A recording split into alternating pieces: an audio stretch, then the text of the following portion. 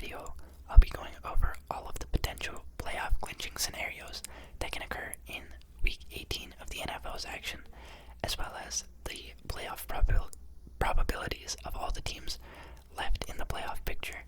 And after that, I'll be getting into my Week 18 predictions. So, if you are curious on who can still make the playoffs and how, stick around to find out. So, first up, we will take a look at the AFC. So far, there are 4 teams that have clinched the playoffs for the AFC. First up, you have the Baltimore Ravens, who sit at a record of 13-3. They have clinched the AFC North title as well as the number 1 seed. So they will have a first-round bye heading into the playoffs. They don't have to play in wildcard weekend. After that, you have the Kansas City Chiefs, who have clinched the AFC West division title. Then you have the Cleveland Browns, who have just clinched a playoff berth. And after that, you have the Miami Dolphins, who have also clinched a playoff berth. So, taking a look at the other teams in the AFC that could make the playoffs in Week 18. First up, we have the Buffalo Bills. The Buffalo Bills sit at 10-6, and they're going to face off against the Miami Dolphins, who are at 11-5. There are quite a few scenarios that can play out for the Buffalo Bills. So first, they can clinch the AFC East division title if they go to Miami and they win this game. In that case, Buffalo makes the playoffs as the 2 seed. Another way that Buffalo can just clinch a playoff berth is with a tie, or a Pittsburgh loss or tie, or a Jacksonville loss or tie, or a Houston or Indianapolis tie. Meaning, if the Bills lose, the Steelers win, the Jaguars win, and the Texans-Colts game does not end in a tie, then Buffalo can actually miss the playoffs completely. So they have a lot on the line this week. It's a win and in situation. They would be in a great position if they won this game. But if they lose this game, they run the risk of not making the playoffs at all. So very unique predicament for the Bills. But the task at hand is pretty simple for them. They don't have to pray for all these other things to happen. They just need to focus on winning this game. Then, taking a look at the Houston Texans, who sit at 9-7, they will be traveling to Indianapolis to face off against the 9-7 Colts. So, Houston can clinch the AFC South division title if they win and Jacksonville loses or ties their game. They can clinch a playoff berth with a win or with a tie and a Jacksonville loss plus a Pittsburgh loss or tie. So if Houston loses this game, then they are out of the playoffs. Pretty straightforward for them. Then you move on to their opponent, the Indianapolis Colts, who also sit at 9-7. The Colts can clinch the AFC South division title with a win plus a Jacksonville loss or tie, or with an Indianapolis tie against the Texans plus a Jacksonville loss. Then, alternatively, Indianapolis can clinch just a playoff berth with a win or a tie in a Pittsburgh loss or tie. So they have a couple options here. But also with the Colts, if they lose this game, they are out of the playoffs. Then you move on to the Jacksonville Jaguars, who sit at 9-7, and they'll be traveling to Tennessee to play against the 5-11 Titans. Jacksonville can clinch the AFC South division title with just a win or a tie and an Indianapolis and Houston tie. So if all of the AFC South teams happen to tie in this Week 18, then Jacksonville would get the division title. Alternately, if Jacksonville just wants to clinch a playoff berth, they can do that with a tie plus plus a Pittsburgh loss or tie, or if Pittsburgh loses and Denver loses or ties, and Houston and Indianapolis doesn't end in a tie. So it seems like if Jacksonville were to lose, and Pittsburgh was to win, and Denver was to win, and someone in... Yeah, basically if Jacksonville loses, they can miss the playoffs. So it's very simple for them. If they win the title. If they lose, they can still make it under some interesting circumstances, which could happen, but it's the task at hand is pretty simple for them as well. Win and in. Then you move on to the Miami Dolphins.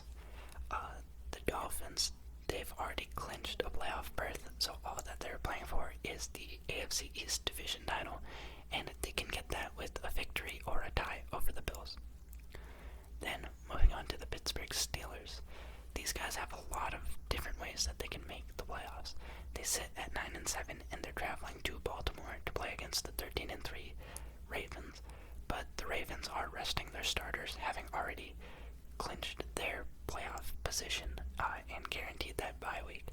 So Pittsburgh can clinch a playoff berth with either a victory and a Buffalo loss, or a victory and a Jacksonville loss or tie, or a victory and a Houston-Indianapolis tie, or a Pittsburgh tie plus a Jacksonville loss plus Houston and Indianapolis not ending in a tie, or they themselves can lose.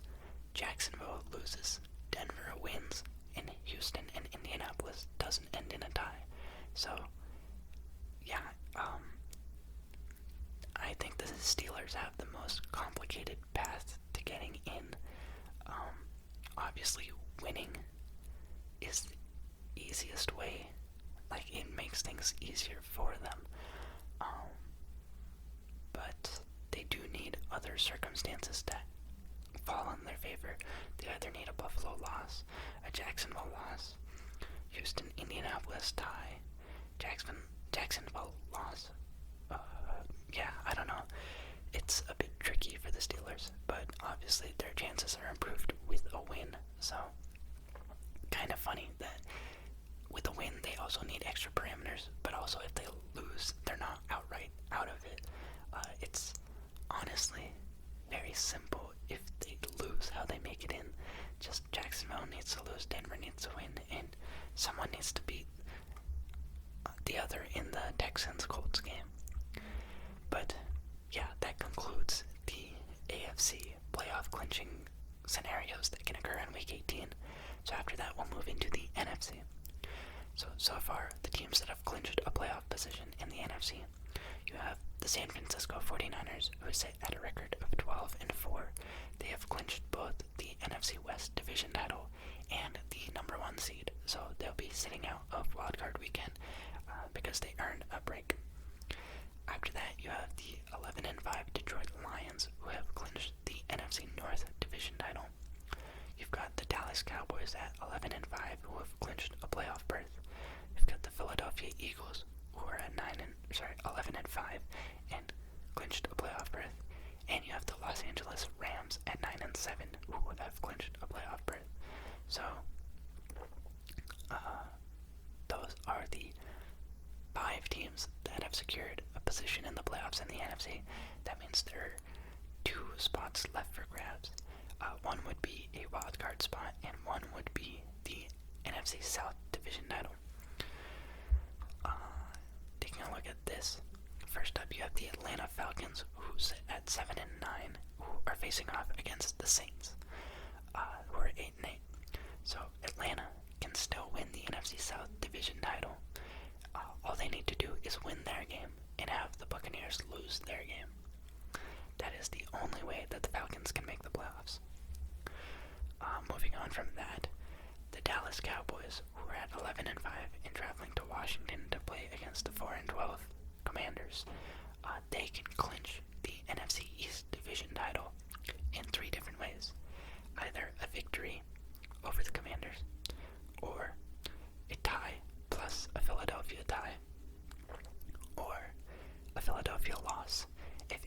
these three things happen, then the Cowboys will be the NFC East Division champions. After that, you've got the Green Bay Packers, who sit at 8-8, traveling to Chicago to play against the 7-9 Chicago Bears. So Green Bay can clinch a playoff berth with a victory, just a regular victory over the Bears, or a tie plus a Seattle loss or tie, plus a New Orleans loss or tie. So basically tying plus Seattle and New Orleans losing. Or a tie for the Packers plus a Seattle loss plus a Tampa Bay loss. Or a tie plus a Seattle tie plus a Tampa Bay loss or tie. Or a Minnesota loss or tie plus a Seattle loss plus a Tampa Bay loss. So even if the Packers lose, they can still make the playoffs if the Vikings, Seahawks, and Buccaneers all lose. Or if the Packers lose, the last potential scenario is they can make the playoffs if Minnesota loses or ties, Seattle loses, and New Orleans loses. So the Packers have plenty of ways that they can make the playoffs. Some very easy, just winning in, and others still fairly likely if they lose. So they have a pretty strong chance of making the playoffs. Then you move into Minnesota. Minnesota Vikings are at 7-9, so it's actually quite interesting that they're still in the playoff picture.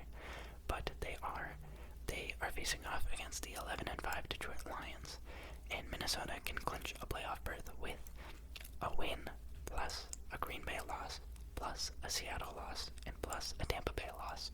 So they need a lot of things to go in their favor.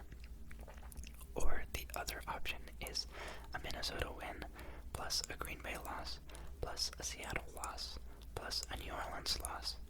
So very many things, two different options, but they need three other teams to play in their favor. So it's a stretch. It's definitely a stretch. Then you've got the Saints. The New Orleans Saints are at 8-8, and they're playing against the 7-9 Falcons. New Orleans can clinch the NFC South Division title with a victory plus a Tampa Bay loss or tie, or tying with the Falcons plus a Tampa Bay loss.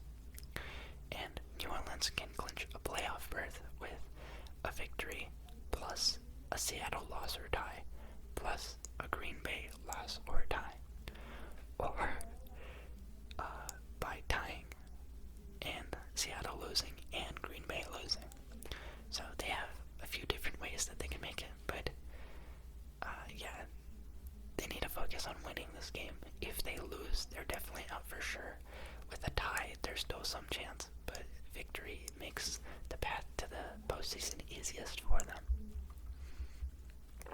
And then you've got the Philadelphia Eagles at 11-5, facing off against the 5-11 Giants.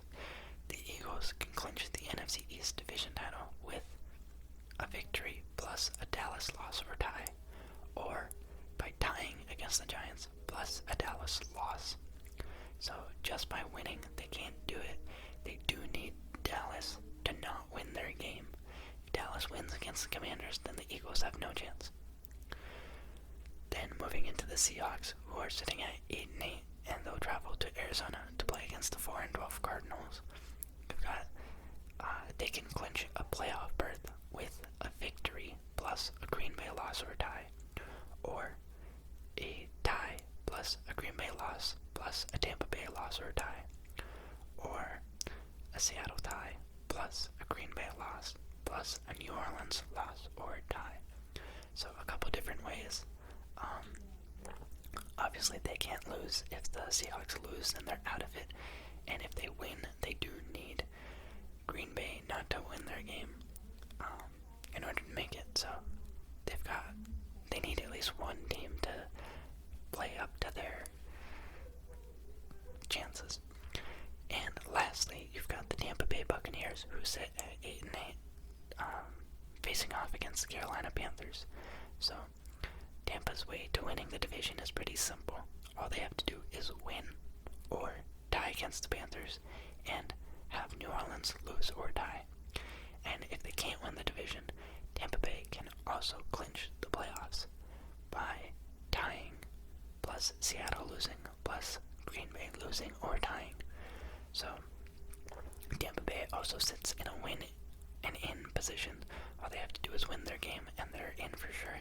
But if Tampa Bay loses this game, which would be quite surprising, then they would fall out of the playoff picture completely.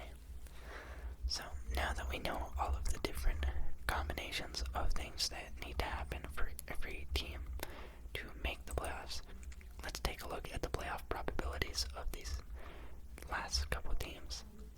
So, what is wrong with this? You've got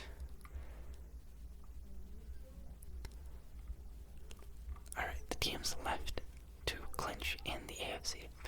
So, playoff percentage chances. The Jaguars, who are at 9-7, have a 70% chance of making the playoffs. It's a 100% chance if they win their game, and a 22% chance if they lose their game. Then you've got the Bills, who have an 86% chance of making the playoffs. It rises to a 100% chance if they win their game, and even if they lose their game, it's still a 65% chance of them making the playoffs. So, more likely than not, the Bills will be in the playoffs for the AFC. Then you've got the Colts. They have a 55% chance of making the playoffs, which rises to 100% if they win and 0% if they lose.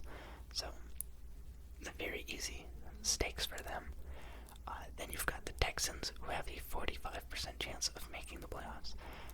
Also very simple for them. 100% chance if they win their game, 0% chance if they lose their game. And then you've got the most interesting of the bunch, which is the Steelers. The Steelers are currently the 9 seed in the AFC. They sit at 9-7, but they can still make the playoffs. They have a 44% chance of making it. If they win their game, that percentage rises to 64%. So it's not a guarantee. But if they lose their game, it's also not guaranteed that they're out. There is still a 14% chance that they can make the playoffs. So, a very funny situation for the Steelers. They don't control their own fate at all. Then, let's see. Moving into the NFC, we've got the Buccaneers. The Buccaneers are at 8-8. They have a 66% chance of making the playoffs, which rises to 100% if they win and 0% if they lose. Very straightforward. Then you've got the Packers at 8-8. They have a 64% chance of making the playoffs, which rises to 100% if they win. And if they lose, it's not doomed. They still have a 17% chance of making the playoffs. So there's a little bit of hope for them, even with a loss. Then the 8th seed, which is the Seahawks at 8-8, have a 25% chance of making the playoffs. That jumps up to a 41% if they're able to win their game, and a 0% if they lose. So lose and they're out. And it's still unlikely for them to make it, even if they win their game, but it helps.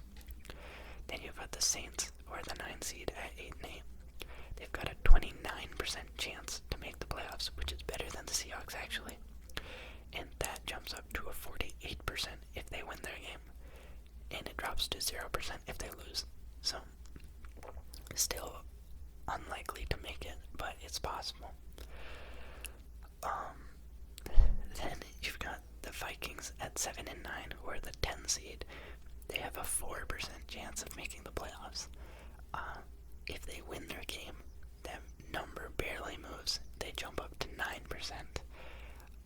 And if they lose, then they're out for sure. So Vikings, they definitely need a victory here, but it would take a near miracle for them to manage to make this playoffs. And then lastly, you've got the 12 seed, the Atlanta Falcons at 7-9, who have a 13% chance of making the playoffs. By winning their game, that 13% would jump up to a 33%, and by losing, it would drop to a 0. So, very interesting probabilities here. Before the season started, I did have the Vikings making the playoffs. Obviously, I thought Kirk Cousins was going to be the quarterback the whole season, but if I was able to keep that prediction intact, that would be pretty cool. So maybe I'll be rooting for the second Minnesota Miracle. But yeah, those are all of the playoff clinching scenarios and probabilities heading into Week 18. So now that we have addressed that, let us take a look at the matchups, and I will give you my predictions on who I think is winning each of these games. So, first up on Saturday, we've got a matchup between the 9-7 Steelers and the 13-3 Baltimore Ravens. Now, as I mentioned earlier, the Steelers, they don't necessarily need to win, but it definitely helps them a lot. And the Ravens, they've already secured their position and everything. So I think health is the biggest concern for the Ravens. Obviously, this is a divisional game, and you've got Tyler Huntley. Tyler Huntley somehow made a Pro Bowl. So, he has proven that he can take teams down, and that division rivalry will fuel whoever's on the field to try and defeat the Steelers. But the Steelers, they've been on a tear in their last two games. Mason Rudolph has looked sharp. I think if the Ravens rest people from their defense, then the Steelers do have a chance. And I think that they're hungry. They're going to go out and try and get this victory. So I've got the Steelers beating the Ravens in Week 18. Then moving into the Saturday night matchup, it is the Texans traveling to Indianapolis to fight off against the Colts. Both teams are at 9-7, and they're both in a win-and-in situation. Very high-stakes game. This is basically a playoff game for them. And I personally think that now that C.J. Stroud is back, the Texans have an advantage over the Colts in this. I know that last week the Texans were able to take down the Titans pretty easily, and the Colts, they led for quite a bit against the Raiders, but they didn't do great against them. They only won by 3, and I believe the Colts lost 2 weeks ago to the Falcons. So Indianapolis is kind of shaky. They win random games, they lose random games. It's very impressive that they've been able to climb up to a 9-7 record. Honestly, it's great. Putting the Texans against the Colts in Week 18 has done wonders for the NFL. Last year, it was the battle of who would get the number 2 pick in the overall draft. And this year, it's who will make the playoffs. So, amazing turnaround for these two teams in the span of 1 year. I'm honestly very shocked that we're in this situation at all. But yeah, that being said, I do like the Texans a bit more. And I'm going to go with them winning this game and advancing to the playoffs. Then, after that, you've got the Browns and Bengals matching off on Sunday morning. Yeah, I forgot my time for a moment. Yeah, the Browns, they are at 11-5. To my knowledge, they are not resting their starters because they don't really have their starter. You've got Joe Flacco, and then the Bengals, they have nothing to play for. They are purely playing spoiler. Well, actually, they can't even play spoiler because the Browns have already made it. So, yeah, this is a very low-stakes game. Neither team is going to do anything. The Bengals, they improved their playoff position by losing, which at this point doesn't really matter. But it's just a light division rivalry, both teams being from Ohio. Cincinnati versus Cleveland. Maybe there's something there, but realistically, I think that the Browns, they take care of business and beat the Bengals in this one. After that, you've got a matchup between the Minnesota Vikings and the Detroit Lions. The Vikings, as I stated, have a very slim shot at making the playoffs. But they're going against a Detroit team that is, I'm sure, very pissed off after their matchup against the Cowboys. I don't think that they're going to want to drop another one here, especially against a division rival. And I haven't heard that they're resting people. going to go out, they're going to want to get their composure back after a very hard loss, and they're probably going to play with their hearts and get a victory over the Vikings in this one. After that, you've got the Jaguars facing off against the Titans. The Jaguars also in a win-and-in situation, and they played very well, even with a backup quarterback leading the way for them last week. C.J. Beathard was filling in for an injured Trevor Lawrence, and they still absolutely crushed the Panthers. So that is a promising sign. I think that Trevor Lawrence should be coming back for this game. It's obviously a very important one. I don't think that his injury was too major. So with him returning and there being high stakes, I think that the Jaguars will be able to get this done. And the Titans, they've looked bad ever since Tannehill has been put back in. I'm not 100% certain which quarterback they'll be rolling out with for the next week.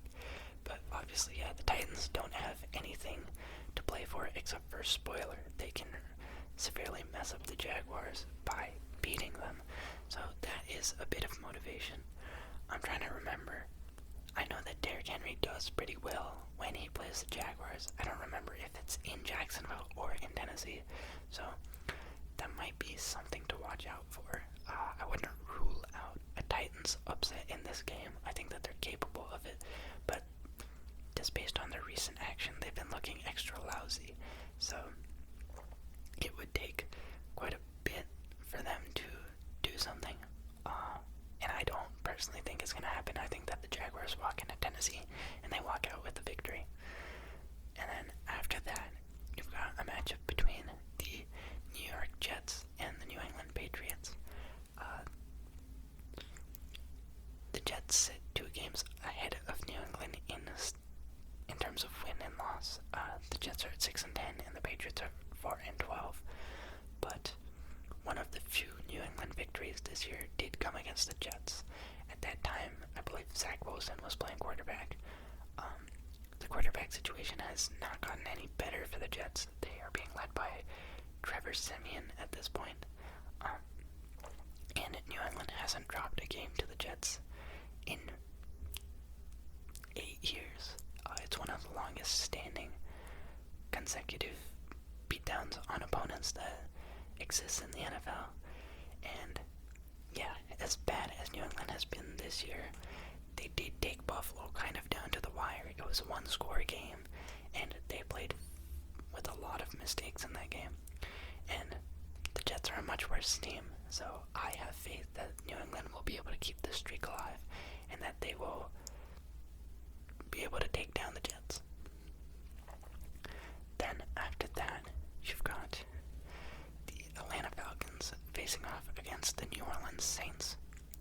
This is a game where both teams are playing for their playoff aspirations. Neither has clinched. 2 hungry teams. The Falcons can only make it by topping the division, whereas the Saints, they can make it in a variety of ways. But I think there's more pressure on New Orleans to make it. They did very well last week. They kept their hopes alive by beating Tampa Bay. And, they handed out that big contract to Derek Carr at the start of the season. Obviously, sitting at 8-8, this season has been disappointing. But if you are at least able to make the playoffs, then there's some hope for next year. There's, an okay building block to jump off of.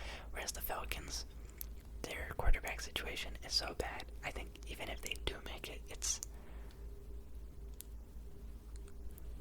good for the rest of the roster. But,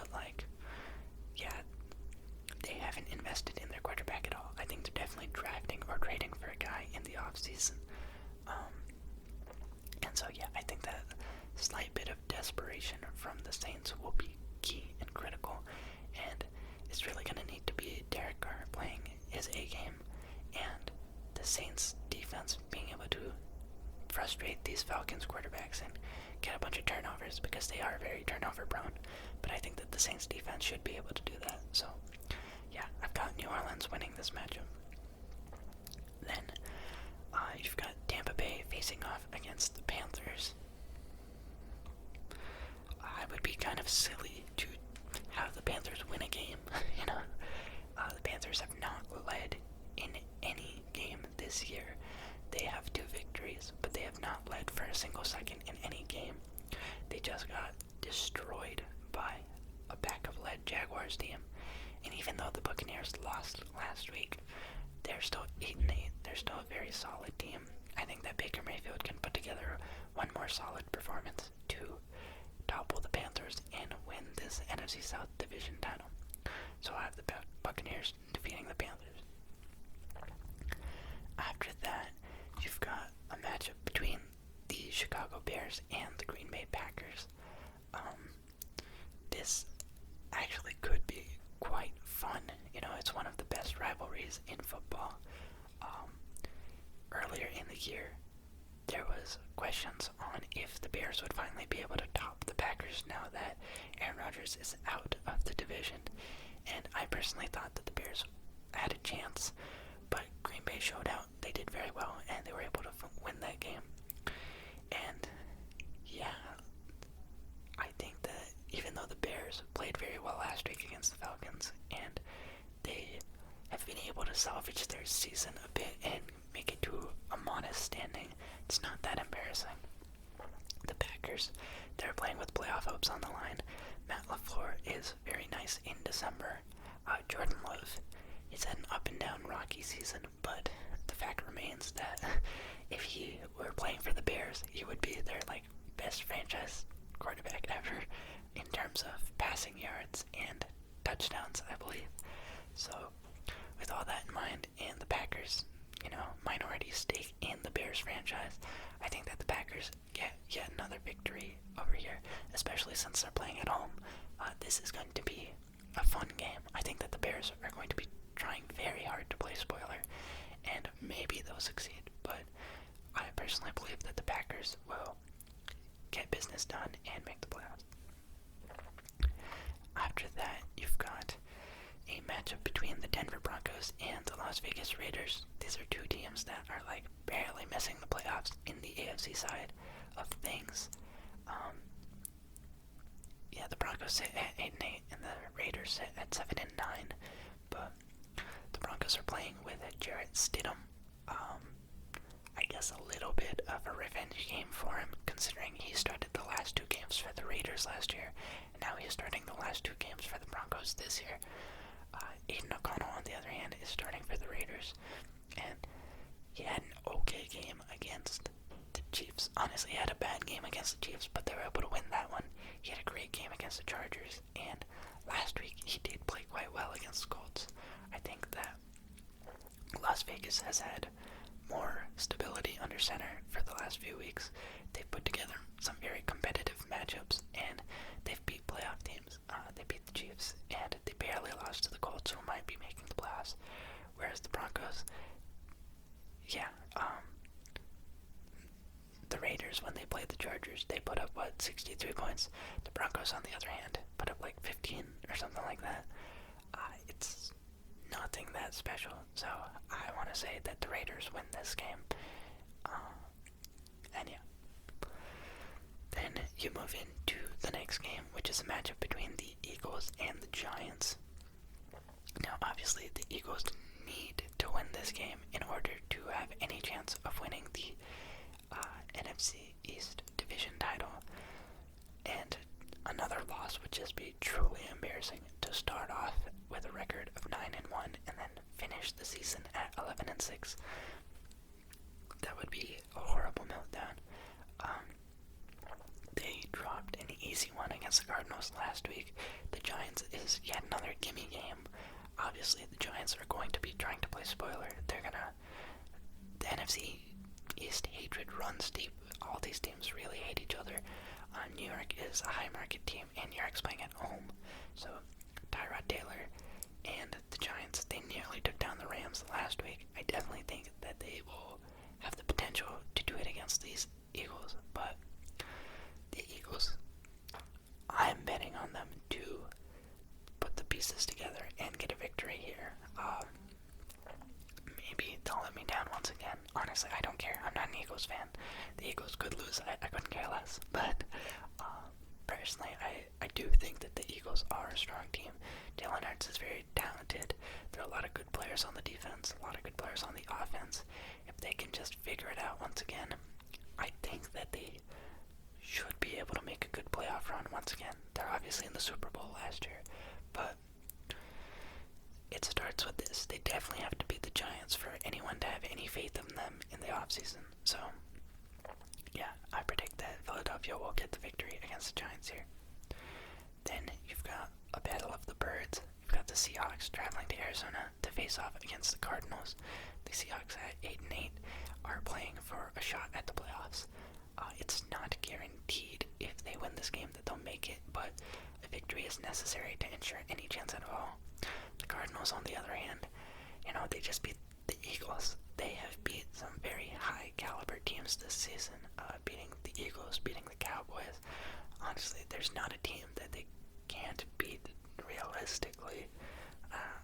They didn't do that great against the 49ers, so yeah, it's not like every great team that they play, they do amazing, but they do have that wow factor, that surprise factor. Just any given Sunday, they come out and they play amazing. So the Seahawks are going to need to watch out for that, but they're a well-coached team. Pete Carroll, he's kind of like a Mike Tomlin type of guy. Every year, he is given a roster. No matter how much you want to undermine their chances and abilities, they usually put together a winning season and manage to barely climb into that playoff picture. And yeah, I think as great as Arizona played last week, that magic probably doesn't carry forward into this game, and Seattle will go into Arizona and win this game. Then you've got a game between the Chiefs and the Chargers.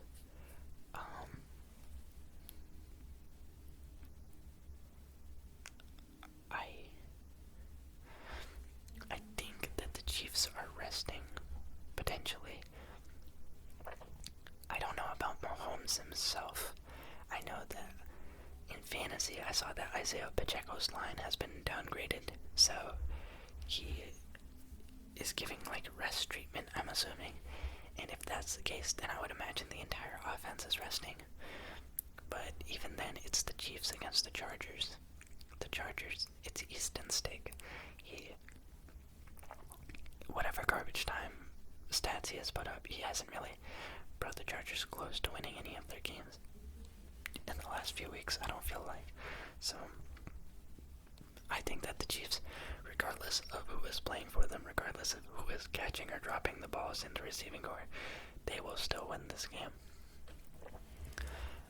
But it would be interesting to see a 7-loss Kansas City team. I just don't think it'll happen, unfortunately. After that, you've got the Rams and 49ers squaring off. I'm going to change this actually. Both teams are resting because the 49ers have clinched their 1 seed and the Rams have clinched a playoff spot. So rather than Brock Purdy versus Matthew Stafford, you get a matchup between Sam Darnold and Carson Wentz. Sam Darnold has played a bit this year. He looked solid in the time that he played against the Ravens, whereas for the Rams, Carson Wentz has not played a game in over a year, I don't think. So he might have some rust that he needs to shake off. Obviously a huge variable on that end. Plus, San Francisco has quarterback coaching guru Kyle Shanahan and a very talented roster. Even if they rest a bunch of their big guys, they still have a lot of stars. So personally, I think that San Francisco will still win this game, even though they're resting. They just have a good coaching staff, a good pieces, and they're playing at home. So yeah, I think the Niners get it done. Originally, I had the Rams winning that game, but that was before they announced that they're resting everyone, so that changes things a bit. Then you've got a matchup between the Cowboys and the Commanders. The Cowboys obviously playing for the division title here, and the Commanders just playing spoiler. They can really ruin Dallas's lives by getting a victory here. So I think that the Commanders will play hard. They'll try their best.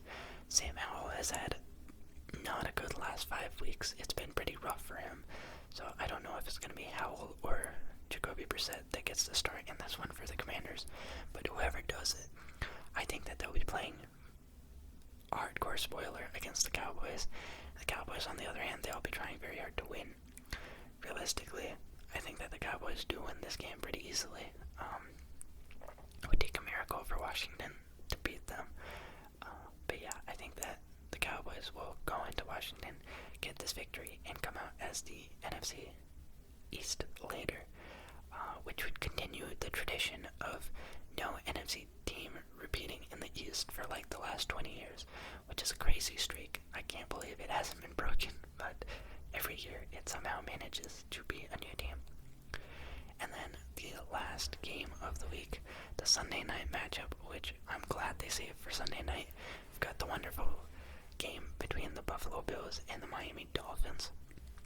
This game obviously has a lot on the line for both teams. I think the number 2 seed is up at play here. If the Dolphins win, they get to retain the 2 seed, which is nice for them.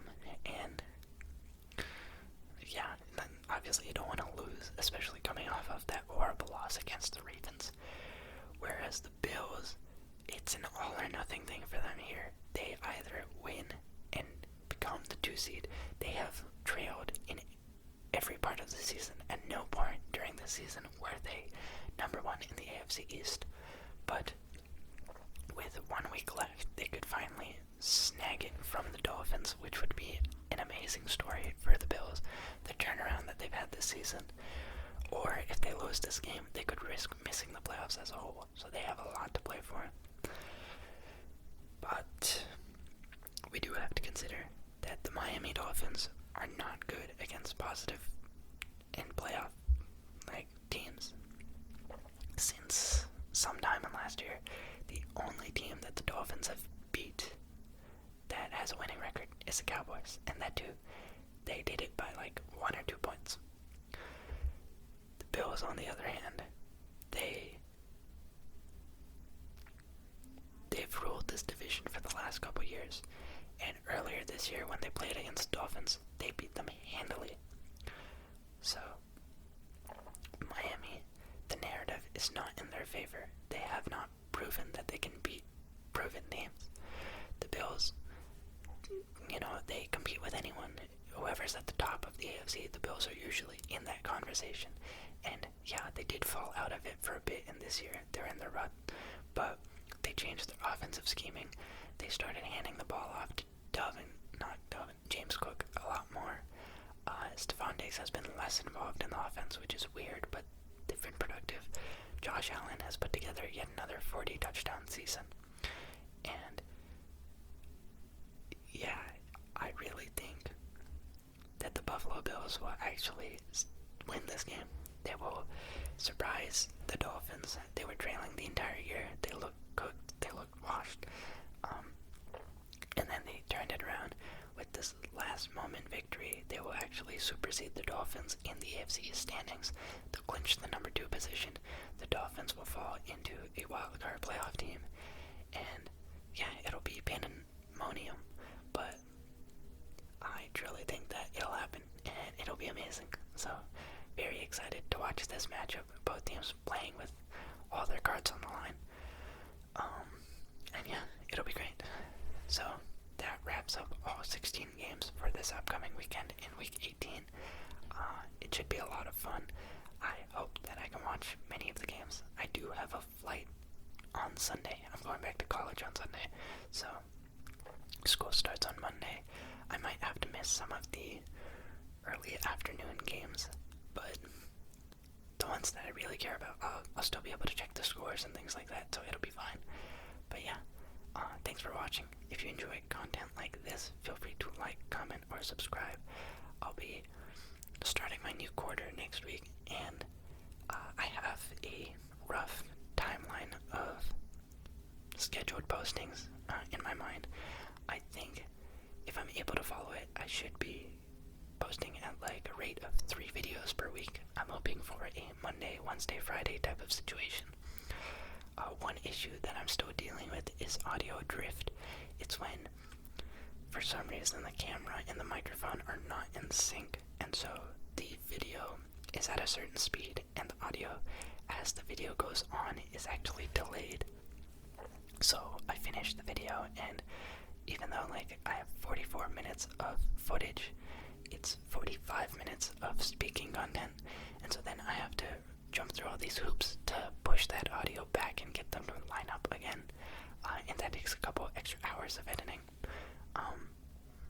My hope is that I won't run into that often. If I do, I will have to figure out a quicker fix for it, because what I do right now, it's just too slow of a processing power. It's not that difficult per se, it's just exporting. Basically what I have to do, if you would like to know, is I use VSDC editor to edit most of my videos. In order to fix audio drift, first I put the video in VSDC, then I split the audio and the video into two different components. Then I delete the video and I stretch out the audio to its maximum length, and I export that. That'll take however long it takes, maybe it takes like 30 minutes. Then I open DaVinci Resolve. DaVinci Resolve has this tool where you can smash down the audio and compress it to a different length. VSDC unfortunately does not do this. All they do is trim the audio, but you can't squeeze it in. So I use DaVinci Resolve to smash down the audio and get it to line up with the video. And once it looks like it's back in sync, then I export that. Because I haven't learned how to use DaVinci Resolve. It's a little bit too high powered for my laptop. I do everything on this laptop and it's not ultra powerful. DaVinci Resolve is very laggy. I press on a new tab in the platform and it takes like a full second to actually switch. So I'm not trying to edit using it. But it's handy for this audio drift problem. So yeah, once I smash it down, I get it all lined up. Then I export it. For some reason, the exporting process for DaVinci Resolve is extremely slow. That itself takes like at least an hour and a half. So once I have that, now I finally have my raw, unedited video that I need to edit. So it's like a 2-hour process just to get to the point where I would typically start editing after filming a video. So it is a decent delay. Then I edit it, and then I have to export it, and then after exporting it, I have to put it into YouTube, and I have to let it run its checks. So yeah, what already is like at least an hour of editing jumps to at least 3 hours, which is not ideal. So I'm gonna try and figure out how to make sure I don't have audio drift anymore. Maybe I'll have to lower the quality. I think even if I lowered the overall pixels, the camera, the webcam that I'm using is still nicer than my built-in webcam, so it should still look a bit cleaner than what they used to, but we'll see. Another option is to just stop making long videos, because it's more of an issue with long form videos.